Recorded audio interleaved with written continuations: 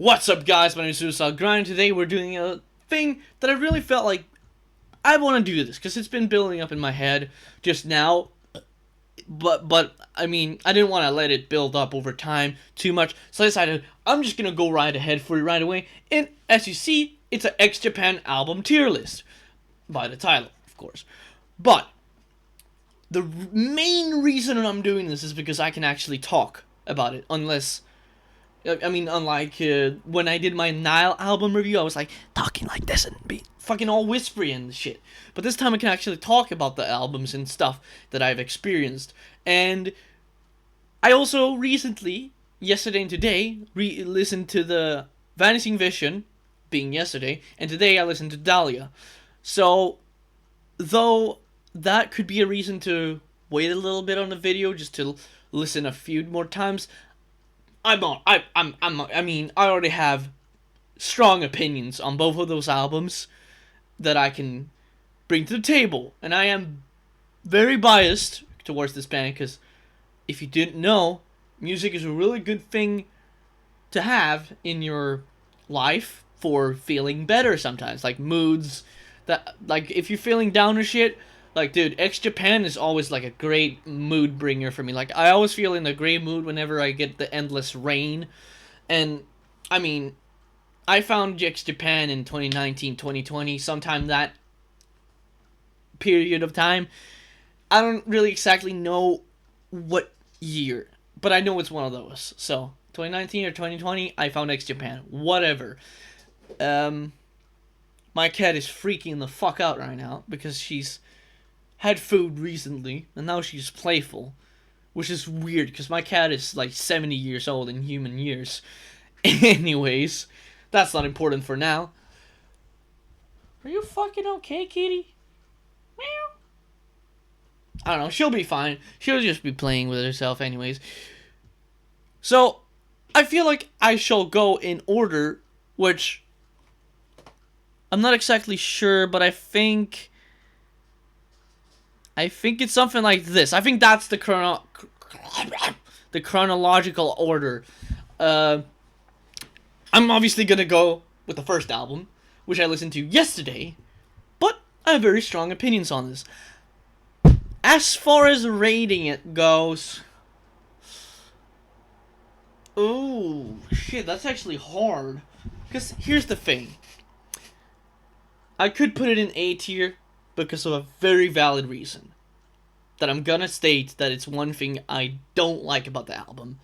It's a very minor thing, though. That's why I'm very keen on putting in the S tier, because I really, honestly love the songs. Like, every song that's, like, not the last two, which I'll get into why, they're all very good. I haven't listened to them enough to really remember a lot of the titles yet, but I remember clearly, since this was yesterday. If I forgot, I'd be very surprised.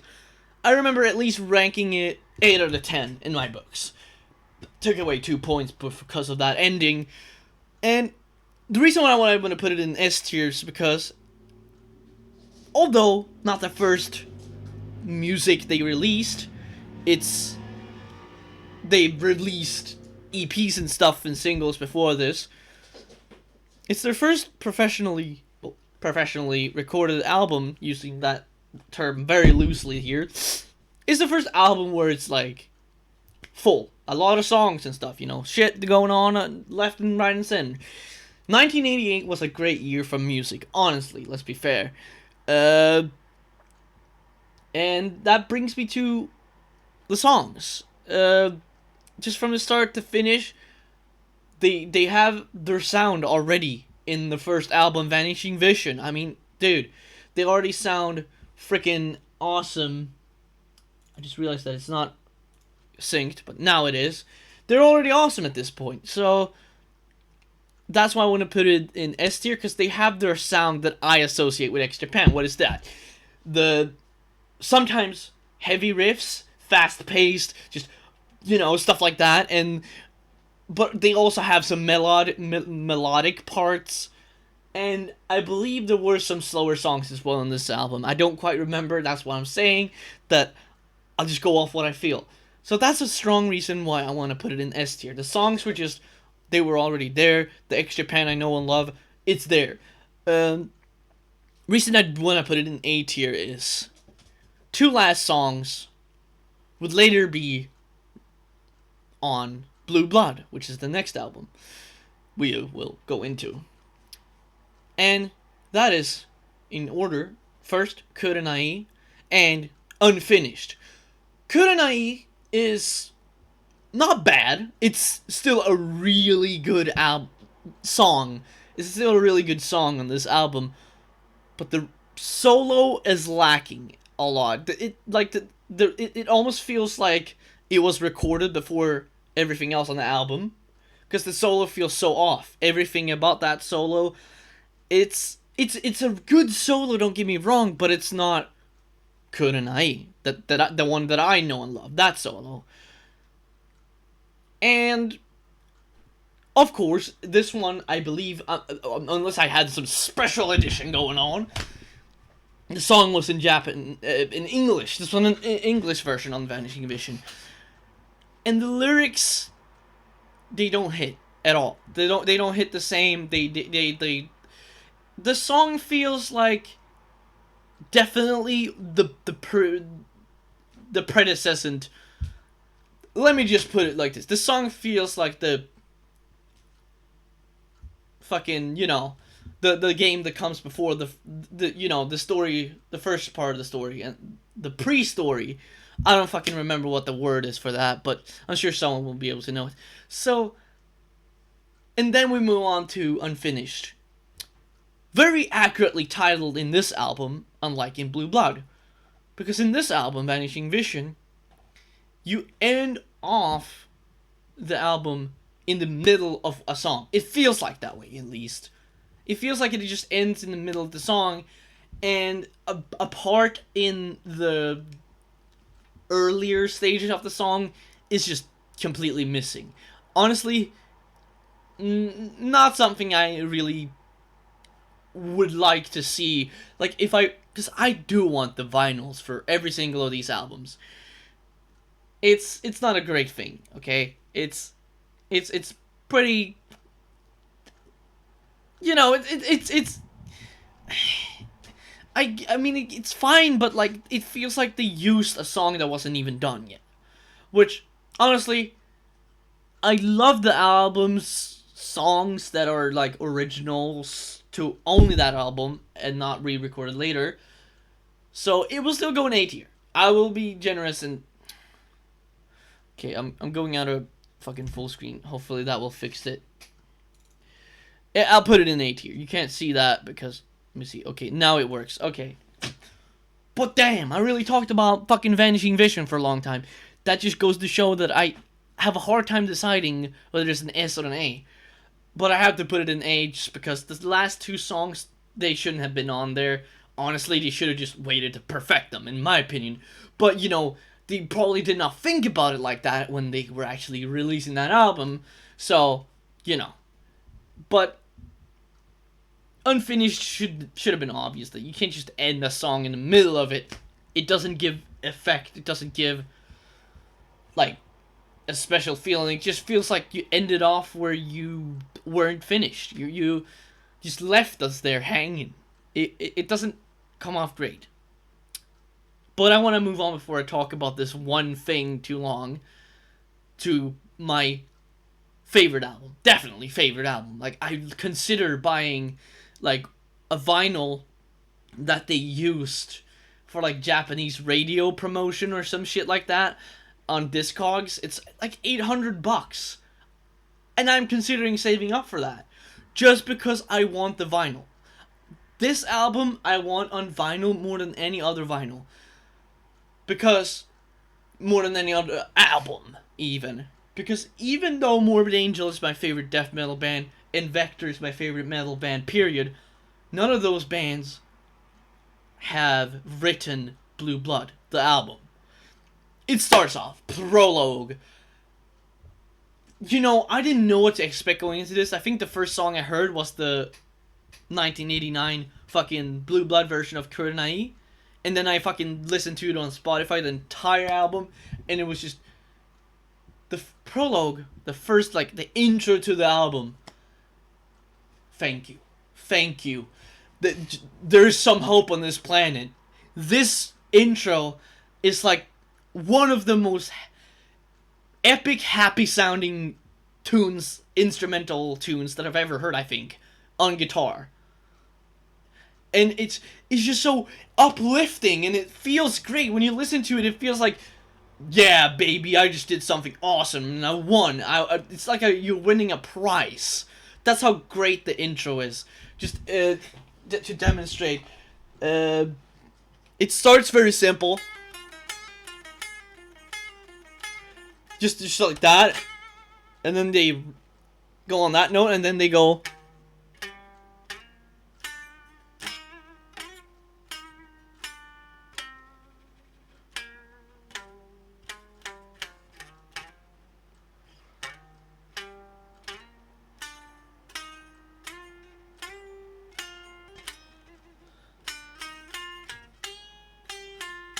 Of course, I'm not gonna play the whole thing right now because that would require me actually plugging in. But I think if you could hear at least a little bit of that, it will make sense. It's a really nice melody, and I kind of messed it up, but you know, I'll keep my guitar here for later tunes.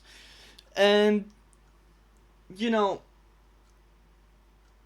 they ended off with a speech, a pretty epic speech. I don't quite have that up right now or remember what it says, because honestly, if you just listen to it at the time, I mean, they've admitted this themselves that in this time period, like early 90s, late 80s, or just the 90s in general, their English was very basic. Just and they've admitted this themselves, so I'm not making fun of them in any way. So it's hard to hear what he's saying. Because he's saying it with a very thick accent. And you can tell that because, you know, it's hard to hear. But everything said in this speech part before the next song is in English. And it just, you know, the only thing recognizable from the start was when he said blue blood. And I think when he says, like, I see love trying to take shift, something like that. Or if it was I hear love trying to take shift. I think it was see. I don't remember, to be honest. But then after he says blue blood in a very epic tone, you hear this riff that just, I mean, let me put this for you. In today's market, we all have a bunch of drum triggers on the kicks, drum triggers on the toms. Everything's very polished. In blue blood, it starts off punching you in the face and showing you that even with a raw fucking mic, you can get a fucking drum sound that's so punchy it will feel like you just got fucking bitch slapped the first time you heard it. And that's kind of how it was. When the song comes in,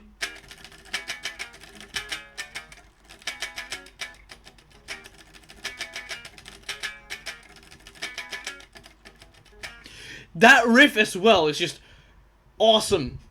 Awesome riff. It's just such a fucking awesome riff. I love that riff so much. It's one of the best opening riffs to an album when we're talking about like the first actual like full song. One of the best opening riffs to a fucking album, for sure. And it's so just in your face. It feels thrash metal almost. It feels thrashy, and it's fast. So it's already some kind of thrashy power metal type thing, and this double bass just fucking going on in the background, which the tempo isn't even that, the BPM isn't even that high. It's like 180 BPM, in that range, sort of. But the way he plays the drums, which Yoshiki, the drummer of the band, himself has been quoted that, like, when he drums, he puts his entire body into it, and you can hear it, because he's just smacking the ever-living fucking shit out of his drums in this song. And, to be fair, in all the songs, he smacks the living goddamn bullshit out of the drums. He plays the drums like they owe him money. And people usually say that, but I think Yoshiki honestly could be very well the hardest hitting drummer, at least on the Blue Blood studio version. Because at this point, even in 2020, I hadn't yet heard a raw mic setup that sounded so punchy on the bass kick. It's just like, I don't even know how they captured this sound in 1989. I mean, obviously, we already had some high-level production over in America and even in Japan, but that was just mind-blowing. The drum sound on this entire album, mind-blowing. And then, of course, I'm getting so into it that I forget what songs are even on the fucking thing.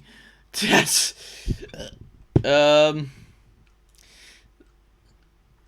Is it still gonna work if I do this? Okay, that's alright.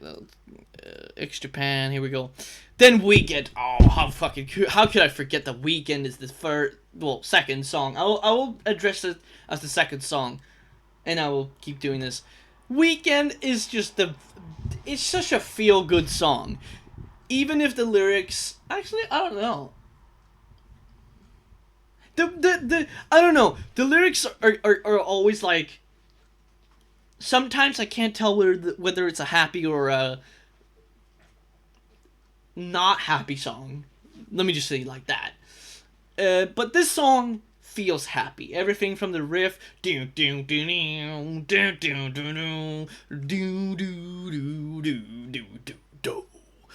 the bass in the beginning, it somehow even manages to sound a little bit like a fretless bass. Not necessarily fretless, but I think someone will at least get what I mean with this. It has some sort of chorus on it that just makes it sound fucking sweet. And just the chorus is Weekend, I'm on my wits end.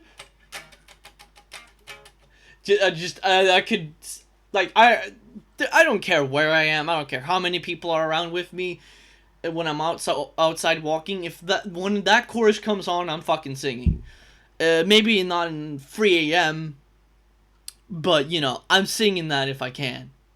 Legally, without getting a noise complaint. It's just such a catchy chorus.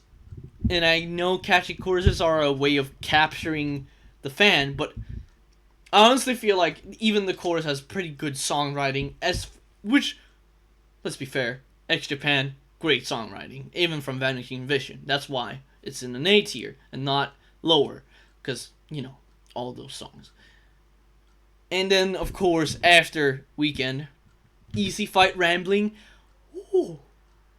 Wow. Wow. That's all I can say about that song. Wow. Because it really is a wow song. It just wows me. In how groovy it is. It's just like, yeah! It's another song that makes you feel awesome. It's another feel-good song.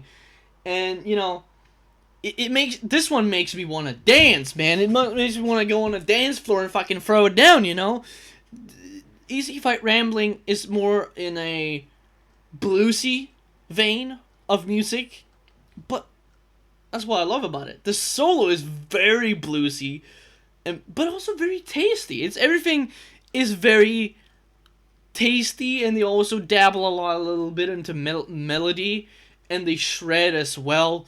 So it has a little bit of everything. It even sometimes feels a little heavy because at like the end they have like the dive bomb into the down and the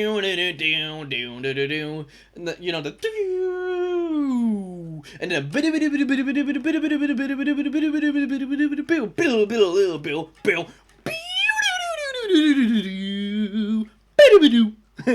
never forget the at the end of the song.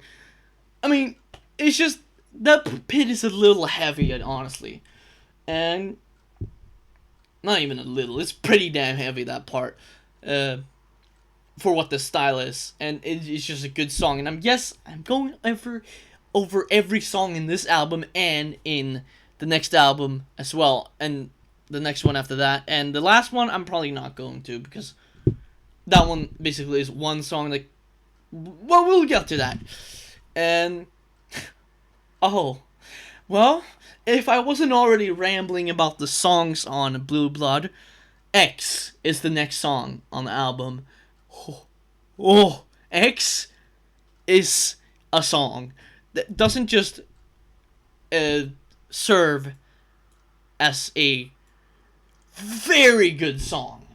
It also serves as their theme song as a band. Like, X is the song that I think of first. When I think of X, Japan, if you put the letter X in front of me, I'm gonna hear the fucking chorus. Just X!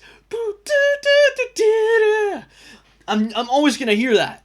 And just like, X! Just because I always see, every show I've seen them play it in, every time they show the chorus, like when they show the crowd, they're always doing an X sign with their arms, just like X, and jumping. And it's so awesome to see the crowd participation, honestly. So, this is the anthem. This is honestly like one of the best songs ever composed in composition history. It's such a great tune. It just lands perfect on the mouth. And the solo as well. This one has probably... No, this one doesn't have the heaviest solo, but one of their heaviest solos. Just the... And the reason why I love this one is because it's... Of course, they do this on all songs nearly. Except for the ones that aren't guitar in. But for all the songs that there are guitars in, Hide and Pata just feel so connected. Like, in the melodies and the solos, when they trade back and forth with the guitar solos, they just feel so just connected. They feel one with each other. Like, the way Pata shreds into his, it just feels perfectly connected in to what Hide is doing. And then they do the dual guitar solo.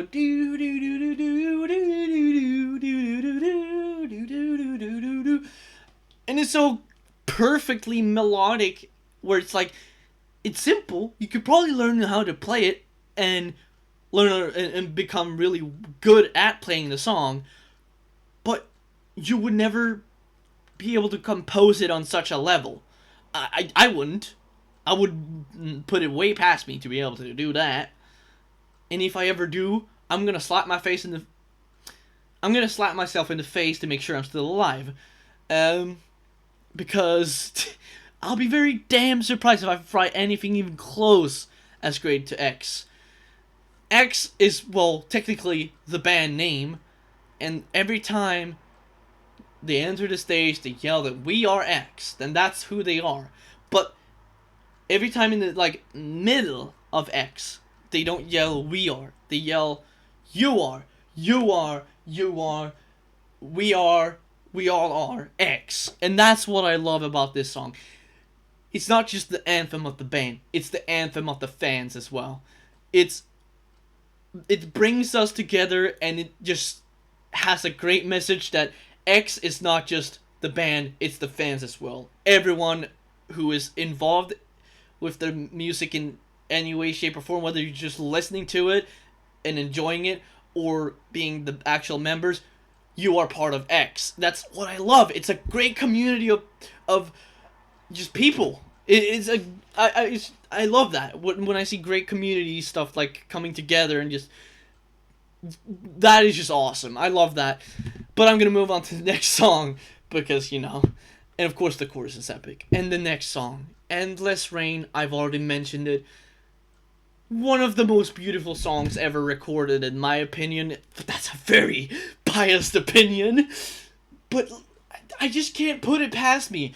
The only song that comes close to this, in my opinion, is Marty Friedman's solo work on the song Undertow, which honestly is, if we're talking instrumentals, that might just be the most beautiful guitar instrumental ever made.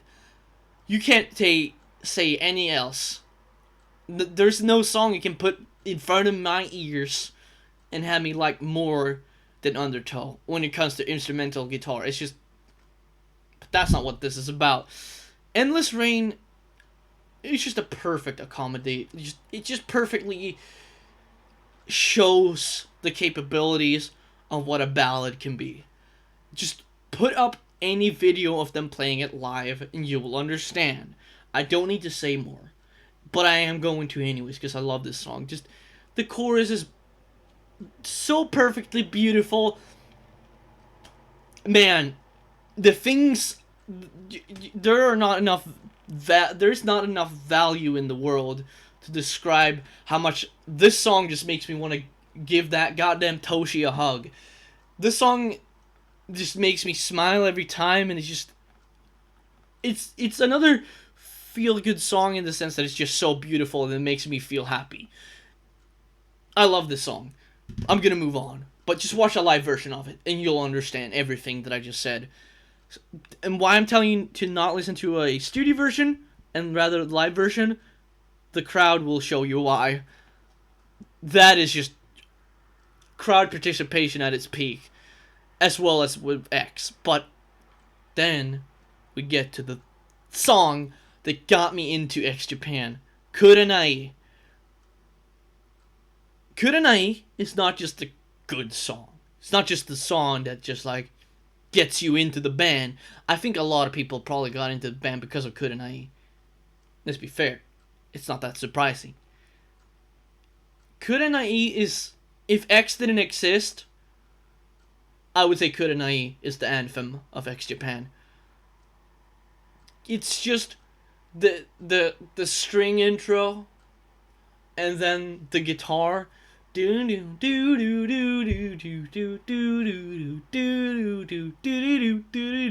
not doing a great representation of it, but I think you get it. So beautiful. And the vocals from Toshi in the beginning, it's the same as Endless Rain. It just makes me want to hug him, because it makes me so happy to hear such a beautiful vocal line in such a song. And then the song just kicks in, do do do do do do do do do do do do do do, and then just fucking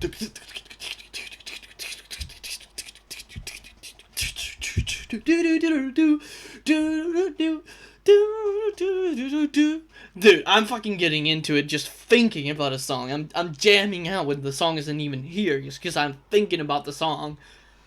That's how awesome this one is. It's definitely one of the best songs ever made, for sure.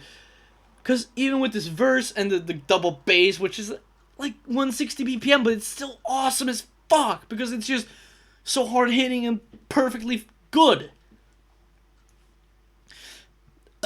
Even with that, this just makes me happy. And the chorus at the end with the I'm not gonna sing that because I can't, and I'm not a singer anyways. I'm a screamer singer kind of guy anyways. So, you know, I don't really like doing clean vocals because they don't sound good to me. But that chorus is just at the end. It's just perfect. It's like they saved the chorus for the end because they knew it would be saving the best for last.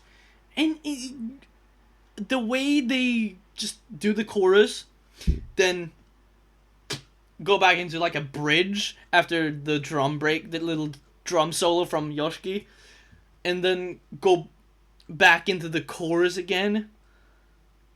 The way they do that from just a couple minutes ago introducing the chorus, it's just so awesome. It's so beautiful. It's just so great. I love it. Please give me more of this. Which means I want to listen to it more. Makes me happy. Just awesome. And you know, it the ending as well, just awesome. But I'm gonna move on to the next tune. Exclamation. Well, exclamation? What could that mean?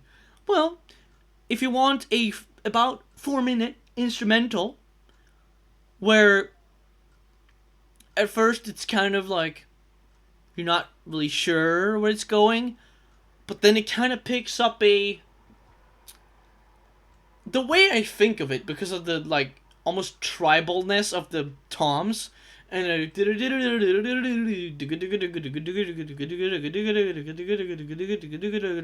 that stuff,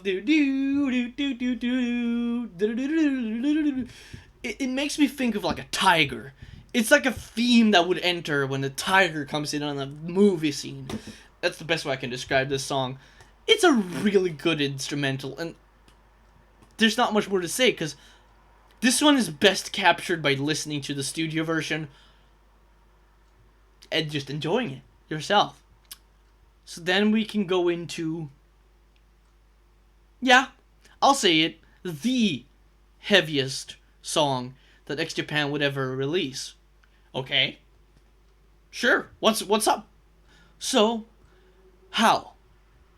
Yes, that's a good question. How is it the heaviest song? Well, if the thrashy fucking drums of the intro wasn't good enough for you. Because when I heard this the first time, I was like, holy shit, is this like 250 BPM? No, it's actually just 200. But the way he, again, smacks the living ever helling shit of the drums in when it just fades into the drums. It's a punk beat that's already been used a million times by this time, but when he plays it, it's so special, in my opinion, honestly.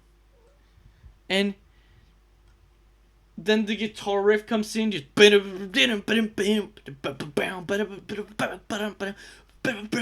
it's honestly a riff better to listen to than me imitating for you. And that riff is really fun to play on guitar, but it's also it's really fucking hard riff to play on guitar. Not hard because it's like I can't fucking keep up with it consistently. I can't play it consistently to the song, but I really have to focus on my guitar. Like, I can jam out, but I have to really focus on what I'm doing. Some of the riffs are like more just because, you know, it's more like chordy stuff, you know, the stuff like that, you know, that I can just like play without really focusing and jamming. I just be, yeah, you know, very chorusy stuff, but the riff is fucking hard. Okay, that gets the point across. And then the verse enters, and it's just like the vocals of Toshi here. I know I've pronounced his name like 5 different ways in this video. Don't ask why. I'm just kind of bad at picking one. You know, whatever. You know, who cares? Anyways, I don't. It's pointless. We have better things to worry about. But Toshi, just the way he delivers his vocal lines in the first verse, it just sounds so aggressive, to best put it. And I mean, the name of the song being Orgasm is very accurate. Like, the way I describe the song to people are like, oh, that's a funny name for a song title, is I say, well, listen to it. Just listen to the song, and even if you ignore the lyrics and don't hear the lyrics, the title will make a lot more sense when you hear the song. This entire song is like an intense orgasm. The best way to describe it, honestly. Orgasm, the song, is like an entire 2-minute, 40-second orgasm. That's what it feels like, this song. And it just goes so heavy. And once the bridge has came properly, you get the fucking double bass just in your face, and it's just so goddamn fast, and he's hitting it so hard, even on this raw ass mics, you know, and it's so clean as well. Oh, it's so good. And with the way the ride sounds with the double bass going on the ride, when he's hitting the ride and the snare, the way it all comes together, it sounds so fucking heavy in the chorus. And honestly, At first I kind of laughed that they were singing about an orgasm, but when I fucking listened to it properly and actually like took care to like the compositional stuff, it's so heavy. It's just so goddamn heavy, this chorus. And then the solo, I can't play, but I'm not gonna, because I'm gonna put my guitar away. So I can make this video a little easier on myself. Solo is fucking awesome. It just goes.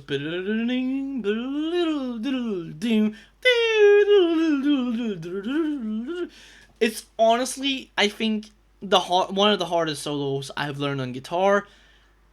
And I don't consider myself that good of a guitarist, but this solo is one that I learned, I guess, somehow. Though I wouldn't even be able to describe you how, either. I mean, obviously, I can say how, because I practiced. And let me just tell you, it didn't come to me in 1 hour.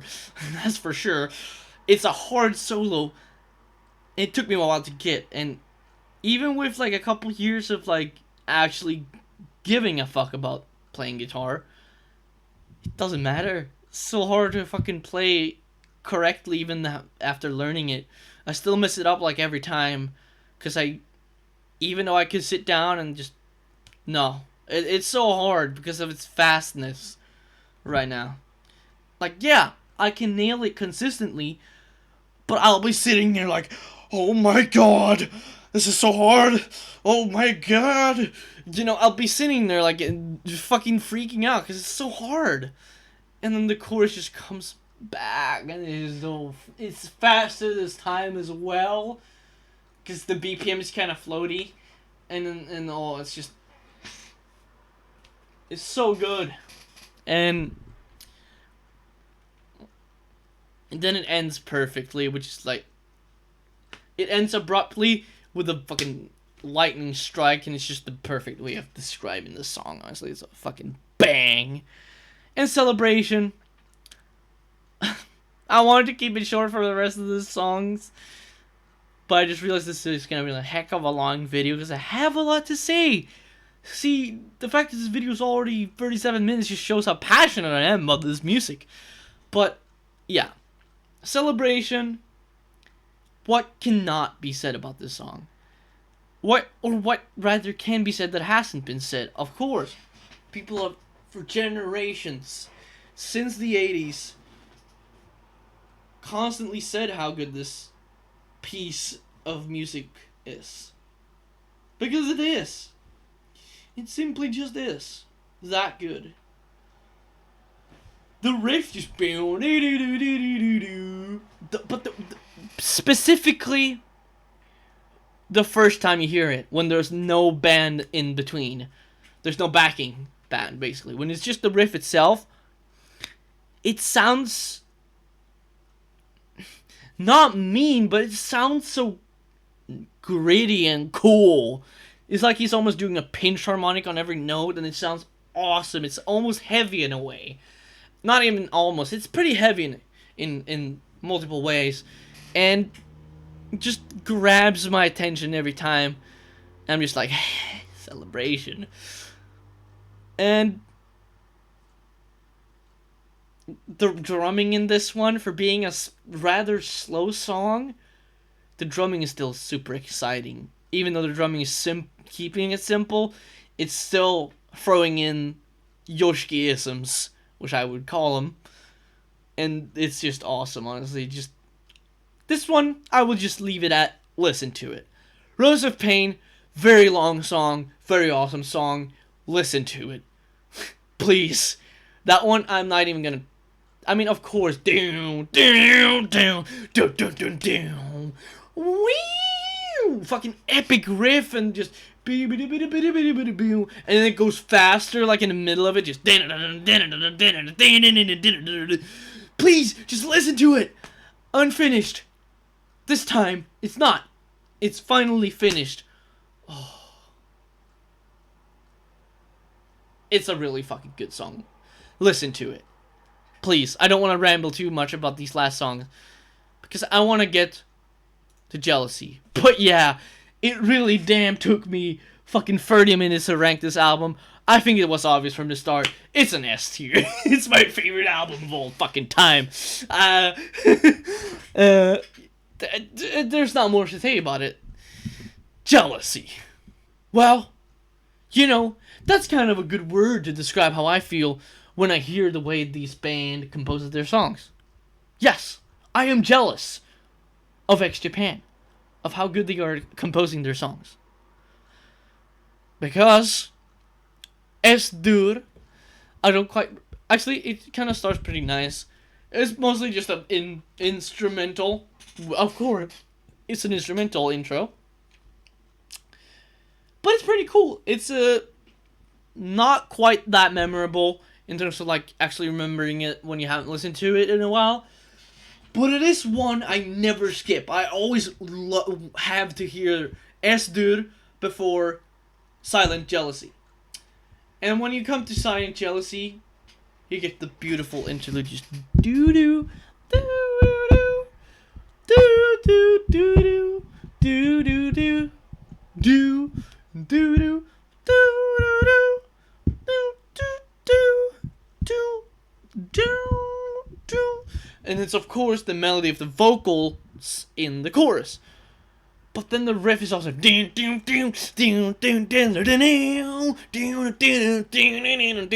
the first time I heard the piano intro, I wasn't sure if this was gonna be a slow song or not. I was like, okay, they're starting the album with a slow song, but then the riff just came, like, and I was just like, holy shit, what the fuck just happened?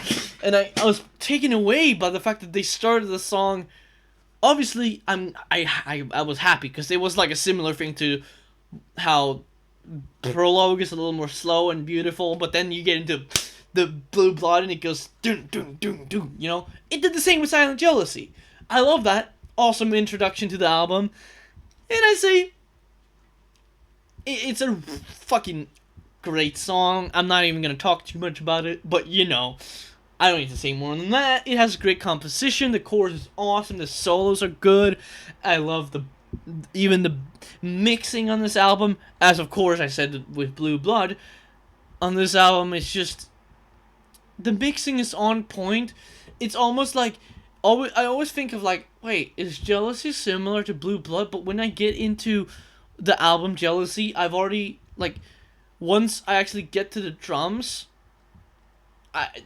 like, the drums actually kick in Silent Jealousy, and ding ding ding, that riff again, I've already forgotten by that, because the S-dur and Silent Jealousy intros have already captured my interest very well.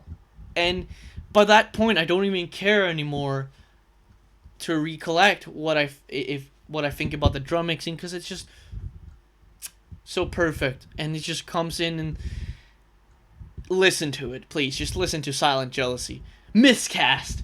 Well, oh boy, what could this song have in store? Well, if it's not a great riff, well, it is actually. Yeah,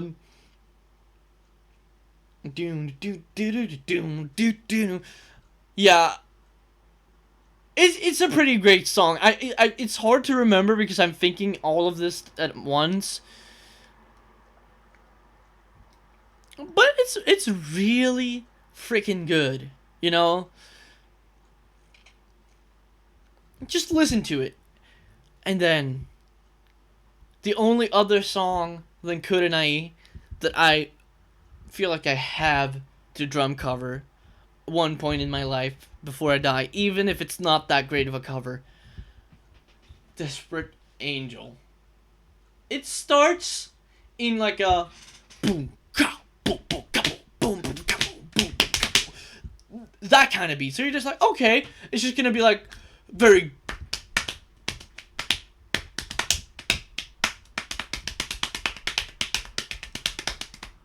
you know, something like that.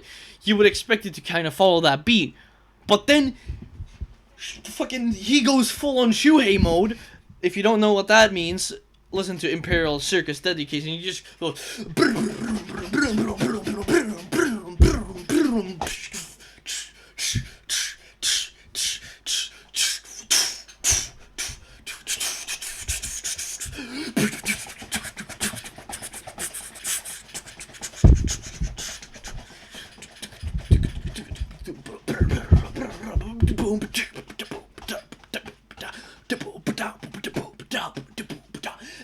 This is why. This song just fucking fucks. This song fucks harder than a fucking fuck can even fuck. I said that word a lot. This song is one of the best songs ever made, and I've said this so many times about this band already, but it's because it's fucking true. The songwriting on this, and the way it just fucking kicks in with that fucking epic, fast-ass fucking drum fills it. I love this song so much, it just gets me so fucking hyped every time, and especially with the double bass. That fucking part is so fucking good. I love that part. It just makes me feel like I'm in a fucking hot rod doing 180 miles per hour down the fucking in fucking Nevada or some shit like that, you know. Just fucking awesome. I'm gonna move on. And I'm gonna mute my mic and stuff because I'm gonna check this next song because I kind of don't remember.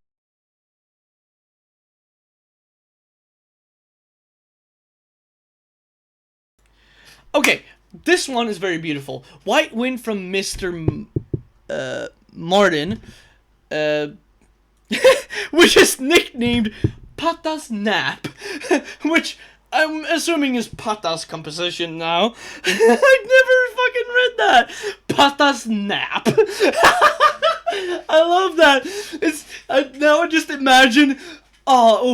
This song is just like Pata going. I love that so much. But this song is an all acoustic song. Only acoustic guitars in this one. Very beautiful. It's a really beautiful acoustic guitar song. Not much more to say than that. Listen to it. Just, that's what I gotta say. Listen to White Wind from Mr. Mart, or if you want to be awesome, Patas Nap. That's such a great fucking name. That could honestly... I'm just gonna call it Patas Nap. That was the best title to any song ever. Song title.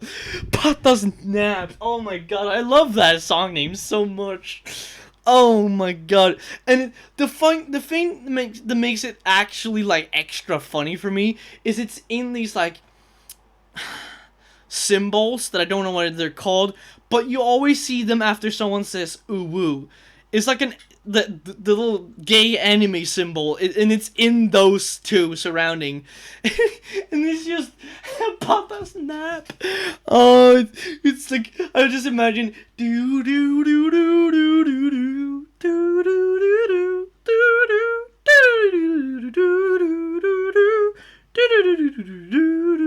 do. Just hear him sleeping. It's so awesome. Yes. I love this song, obviously. I'm very passionate about this one. It's a song I never want to skip. I will never skip it, and I never will. What? I meant to say I have never skipped it, and I never will. Not I will never skip it, and I never... See, by this you would think that Jealousy is my favorite album, because I'm getting so much more hyper and all over the place. Despite being like 5 drinks into whiskey, which I would gun this hyper anyways. Did I say bottles? I'm in 5 glasses into whiskey and Coke. Which I call Blacktooth Green because I like Dimebag Darrell. But yeah, it's a good song. Listen to it. Wait, it's only 1 minute? Oh my god, it always feels like it's like at least like 2 minutes. I mean, I guess it is pretty short, actually. It does feel like 1 minute when you think about it. But it's just like a journey. It feels like a journey song. Like, you could put this on, like, repeat almost. You could, yeah, I'll stand by those words. I'll die by those words. You could put on Patas Nap, repeat that song for 1 hour on a road trip, and you wouldn't, and it would still be good by the end of the road trip. Honestly, you could probably have a Patas Nap while doing so on a road trip. Just don't do that if you're the one driving. I wouldn't suggest taking a nap while driving. That's not a great idea. And next, we have Voiceless Screaming. Oh my god. Oh my lord. Lordy. Great song. It's it does have some guitar in it and some string instruments. I think that's all of it. I don't know if there's piano in it. There might be, but I don't think there is. If it is, it's not something that immediately comes to my mind. I don't know. Someone can correct me on that. It could be some like very quiet in the background stuff, but you know, I know it mostly for the strings and the acoustic guitar, which yes, we do get two acoustic guitar songs in a row, but this one has vocals. It's a 6 minute. I wouldn't call this a ballad. I would call this a beautiful composition, not a ballad. Because a ballad is more something I associate with something with a full band. You know, with instruments that are drums and bass and stuff like that. But this is just a beautiful composition. Honestly, can't say a lot about it, but listen to it. It's still one of the greatest songs I've heard, which is a very common theme for X Japan, because yes, they make good songs. And good songs means they're the greatest songs I've ever heard. That's just how X Japan is. It's probably my favorite band. What gives? And next song doesn't wait to make its entrance. It doesn't tease you or touch your little balls with anything. It just goes right into it with a fucking fist to the face. Stab me in the back, and that's the title of the song. Stab me in the back. Very aggressive, second most heavy song in X Japan's discography. How does it become second? It's because you can't beat Orgasm's fucking chorus and everything. Just, it's hard to beat, okay? But Stab Me in the Back is also really heavy. It's a really heavy song. It's very punky, but it honestly just comes more off as thrashing power metal. Basically, power metal mixed with thrash metal is what it comes off as. And the guitar solo is just a very thrashy guitar solo. That one's probably the most risky guitar solo in my opinion, considering what their other stuff is. But it fits. It works so well. That's why fans wouldn't look at the song and be like, no. I'm sure all those girls in the front are still listening when this one comes on. Because it's an awesome fucking tune. And yeah, that I think it's a really fucking fast one. I'm pretty sure it's also like 200 BPM. And everything is just really damn cool about it. It's just, and I don't know if you can call it a bridge. I guess it's sort of a bridge. It comes sometimes before a verse, sometimes before repeating the intro kind of riff, but slower, like half time. And it sometimes comes before the chorus. I think I've said that. I don't care. But it's a good song. Listen to it. Love Replica. I have to check. X Japan Jealousy. I have to check something to be able to talk about this thing.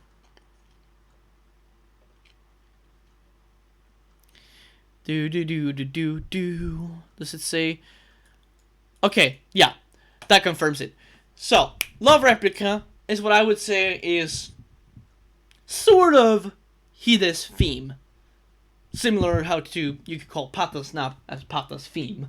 but actually, Pato Snap really does describe him, like how he comes off when I see him. He always seems like the like dad in the band. I think if you look up some pictures of him, even in the 80s and 90s, it will kind of make sense. He always came off as like the dad in the band.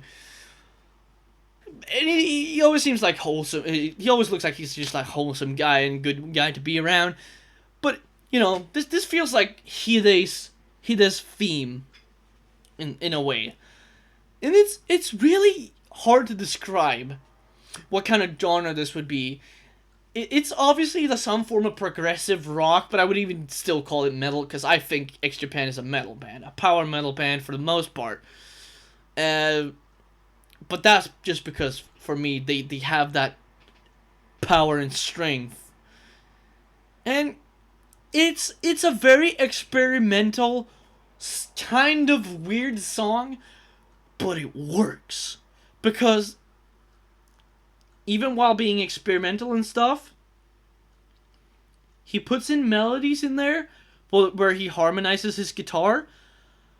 And it still sounds beautiful. Which is what makes Hide also a very great guitarist. The guitarists in X Japan are phenomenal. That being Pata and Hide. I have not heard anything written by Sugizo, so he could be the worst songwriter I've ever heard, and I wouldn't know it. I've quite honestly only heard Sugizo play live, and he plays the solos pretty well. So, don't know. It's a really good song. Listen to it. This one, really, listen to it. It will make sense. Very experimental song. Good stuff. And Joker. As we saw already, I mean, let me see here. It's a very common theme here, where it's like these type of songs are written by Hide. I don't know how to put it, but it makes sense that Joker, Love Replica, and Miscast is written by Hide. I'm sure someone will be like, yeah, makes sense. Because it does. In my opinion, at least, it does. And I don't know how to explain that any other way, really, so I'm just going to go on back to this. It's a very blues rock song. It's the most blues rocky you'll ever hear X get. X would never be this bluesy again, kind of. And it's a really fucking good song. For being blues rock, I feel like they took blues rock and added their power metal feel to it, and some heaviness, and just their overall good riffing and stuff. And then the hilarious, like, fur coat, like, thing they have with the, when you just speed it up and he goes, woo! Someone will understand what I mean, and maybe find it funny. But it's just awesome, honestly. Good song, Joker, listen to it. The chorus is catchy as fuck. Joker, do. You know, just fucking listen to it, dude. Just listen to it. I'm saying that to every song here, because you should listen to their fucking discography. Listen to Blue Blood, and then listen to Jealousy, then come back to this video. Listen to those two albums. That's all you need to listen to basically be able to understand what I'm talking about. And then they end with possibly one of the best ways to end the album with. Very similar to how they ended Blue Blood with Unfinished. They ended this with Say Anything. This song, in the shows that I really like watching back, this song is the last thing that plays. This is the song that they run out on stage 2 at the end of when they've ended their show and put down their instruments and throw out flowers and shit into the crowd and just say thank you and bow down to the crowd. This is the song that would end a show. A good show. And it just encapsulates a perfect balance between power ballad and beautiful composition. Because yes, it is very power ballady, but the composition of it is so beautiful that it's just like, oh, please say anything. So, that all yes, I'm okay. Second favorite album of all time, no doubt. S tier. What the fuck would you expect? And now, we're not going to talk for that much longer, because I know what I have to say about these last things. Art of Life, it's technically not an album.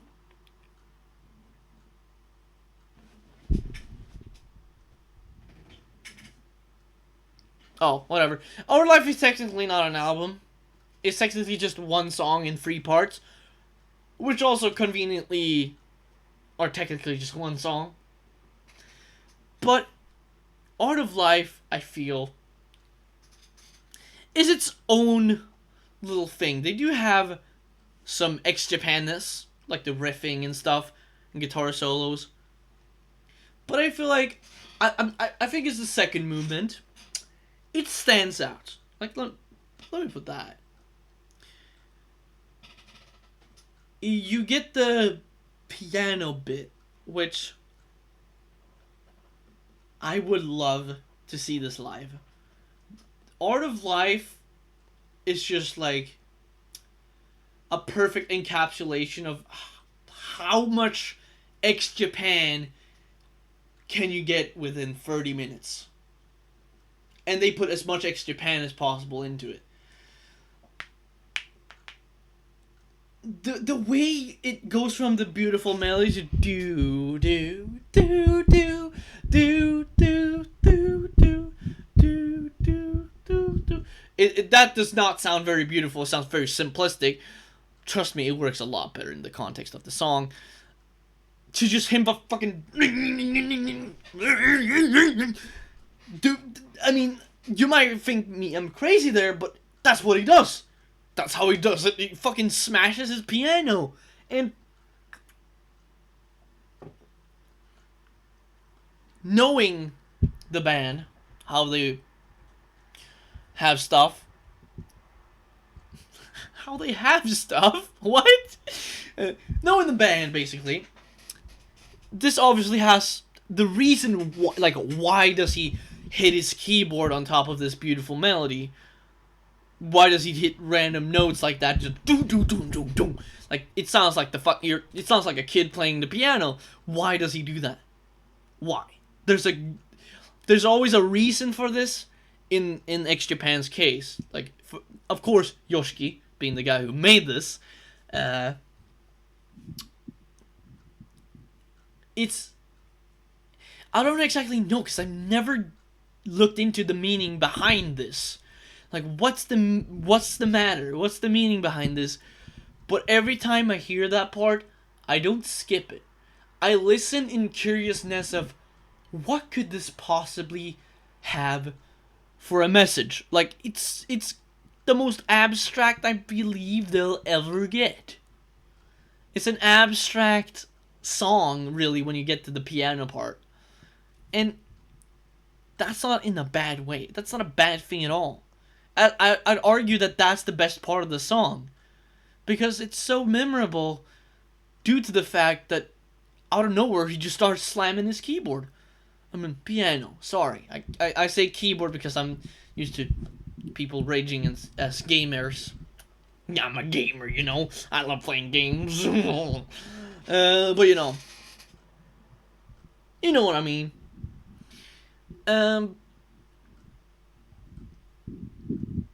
It's just a very fine compositional piece. I don't know how to describe it any other way. I feel like I've covered everything I could cover about Art of Life. Perhaps the way I interpret it from, like, if we want to think logical, because I never looked into what the actual because I know there's movements, and they usually have names to them. But without looking into it and just basing off of the song title, I would say Art of Life, the part where he smashes his piano, it's supposed to resemble some sort of depression. And that's pretty obvious given the melody under it and how it introduces itself. And it feels like you're experiencing ups and downs and depression of someone's life listening to it. Like it feels like you're experiencing the last moments of someone's life, which I guess could be why it's called Art of Life. But just all this weirdness and compositional beautifulness, it's an S tier. I love this piece. It's something I always think back on whenever I really go deep diving into ex-Japan, which that's not very like few times. That's pretty often. I do this pretty often. So, that leaves us to ranking the very last full album as for now. If X Japan releases a new album, or the album that they've had going in since, apparently since 2011 it's been finished, but they've been, honestly, I'm not going to bring that up because I hate the toxicity of that topic. Not the toxicity of, I'm not talking about Yoshiki here. Because I feel like the controversy with him not releasing the album for so long is all in bad vein. It's all in... People are thinking of it in the wrong way. If Yoshiki isn't releasing an album that's finished, there has to be a reason. Maybe he's... I mean, people have said, like, oh, he might not be happy with how it is quite yet, and he might... But he said, like, he could release it next week. So, does he not care about the fans? I'm gonna have to stop myself, because when I hear people's comments, even just reading comments like that, I just feel like my brain struggles so much to understand how someone could think that's a cohesive thought. There's so many reasons why it could not be released yet. I don't give a damn, because I have blue blood and jealousy. That's all that matters to me. As long as I have those albums on my Spotify, I can be a happy man. I can be a very happy, simple man. Wait. Don't know what that was. Sounds like a V8 though. It was a car, definitely. It could be a Camaro. Actually, no, that's not a Camaro sound. That's a Ford Mustang. That's a Ford Mustang. I don't care if it wasn't a Ford Mustang. It could be a Mercedes AMG. But now it's a Ford Mustang because I said so.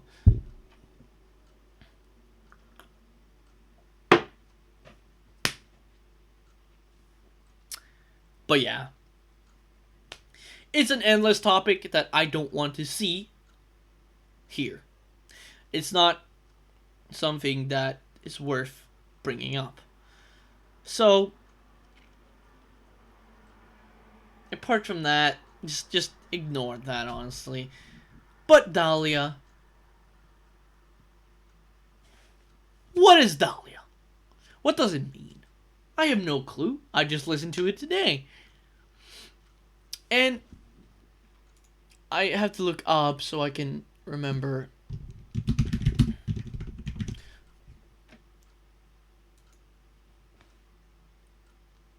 There we go. I just have to look it up so I can remember some song titles.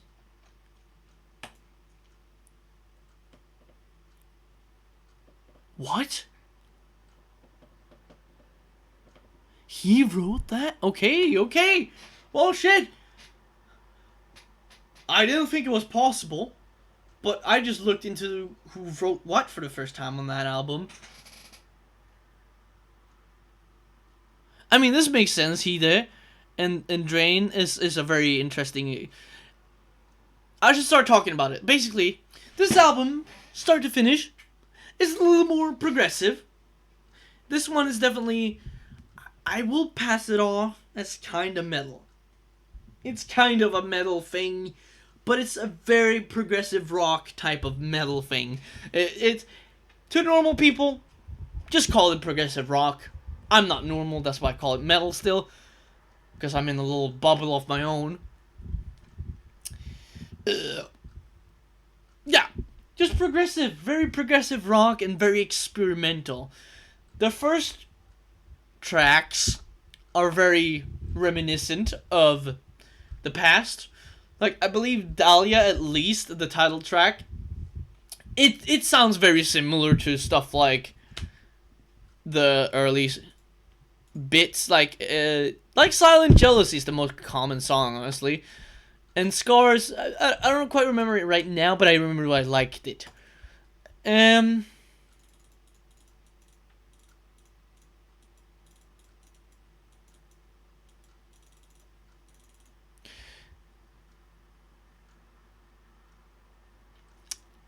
As far as the album goes, some it does have that, but then it goes a little more.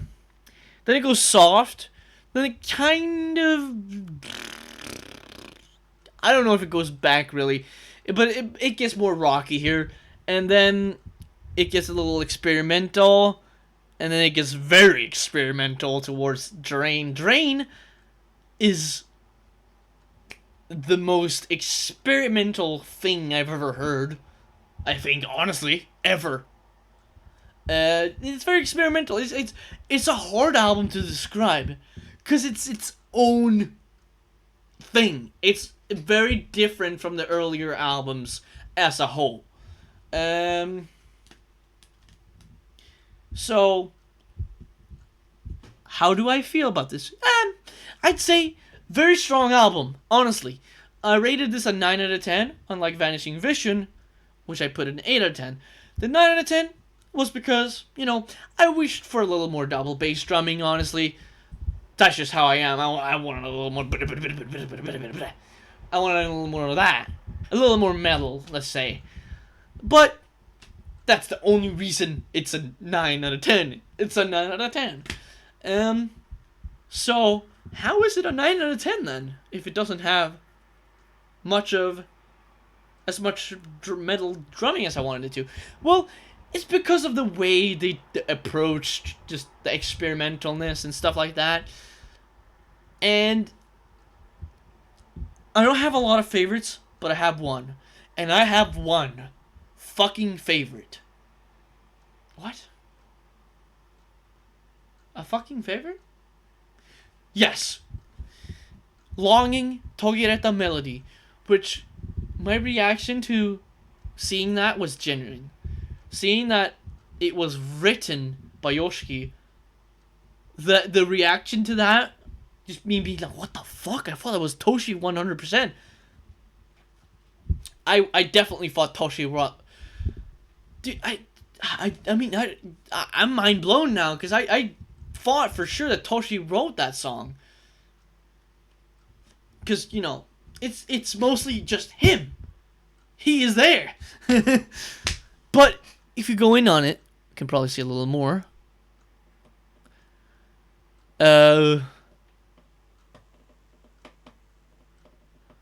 Yeah, whatever. This one is basically the one I listen to. Let me see if there's personnel. Let me see a little more. I'm just looking a little more onto compositional stuff. Okay, so it's basically just Yoshiki that wrote this, and Toshi just did the vocals because he's the vocalist. It's basically just called Longing, but Togireta Melody is a very great way of saying it. I'm probably gonna call it Togireta Melody from now, because when I see that even that sounds beautiful. So what the fuck is going on? Why am I saying this is my favorite song? Well, on this album, my favorite song, unlike the previous ones, isn't the heaviest one, which would be probably Dahlia or Scars. Actually, they're pretty much both in the same heaviness ballpark. But it isn't those. It isn't those songs. I like the songs. I like. They're really good. Don't get me wrong, but for once, the first time in X Japan history, my favorite song on the album isn't a boom crash metal thing with a lot of double bass. Why? Because this song had me singing. Yes, I had myself singing to the chorus before it even started. Huh? Let me reiterate and explain a little more. I started humming along and trying to predict the melodies, because as Toshi started singing, I just got hooked like that immediately. As soon as he opened his mouth and started singing, I wanted to just hum along, so I did that. And the just chorus, Oh my god, dude! I literally just sat there and sang to the chorus. That's all. I didn't do anything else. I just sat there in my chair, sang to the chorus. I was like mesmerized, just hypnotized almost by the song. It's just hard to describe. It's a song that I will once again say, please, just listen to it. This one, just listen to it. Togireta melody is so damn beautiful. That one is carrying the album to a 9 out of 10. Because it's just so beautiful and so awesome. I love this one. And salute to fucking Yoshiki for writing that. I did not know that. I feel disappointed. Because in a way, it feels like I underestimated his songwriting because of that. Let me just check.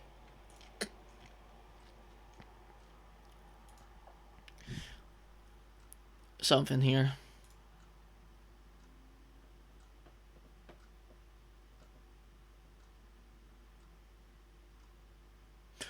Oh.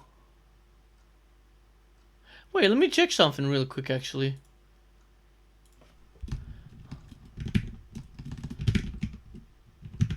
I'm finding something out right now here.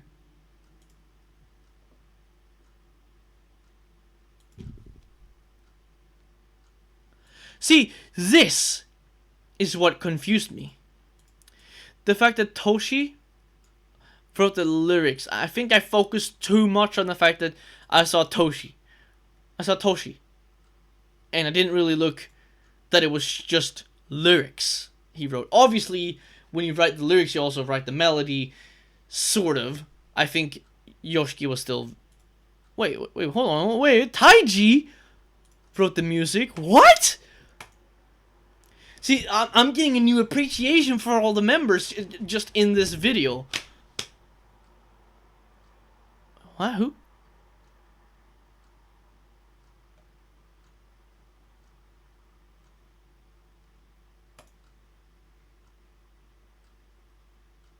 Where's that guy come in? He told me? That's confusing. Why did they put his name as Hitomi Shiratori and not just that? When it's him.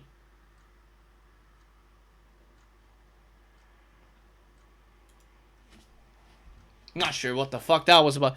But okay, this is really awakening a new little bit of peace in me. That most of the time, those ballads are, well, singing songs are written by Yoshiki. Okay. Respect to the man for writing such beautiful songs then. But of course, the way I go about it sort of, I kind of just assume that when it's like the singing and it's just a lot of like clean singing, I kind of just default to, okay, Toshi probably wrote this because he's just like doing his clean vocals and it's basically just him in this song and just some instrumental bits in the background. But no.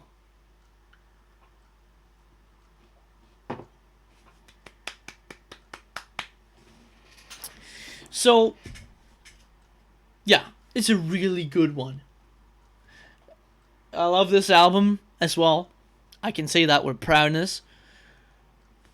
As far as rating goes, I would be happy putting it in either of these. I could put it in S and be happy with it, and I could put it in A and be happy with it.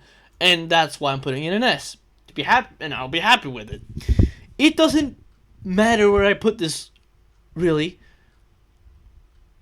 out of S and A, because it's both for me. It's both an S and an A for me, because I'm not quite used to the experimentalness yet, but I also love the fact that they experimented so much on stuff like Drain. Oh my god, just so cool. So, yes, as I told you, I am very biased. Most of their albums are in S tier. Why? Because I love X Japan. Or X, better said. But yeah, Vanishing Vision. Sorry, it kind of. I have to put it like that because the way it leaves.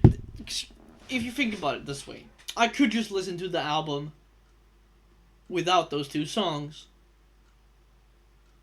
but then I would have to like leave before the album is over.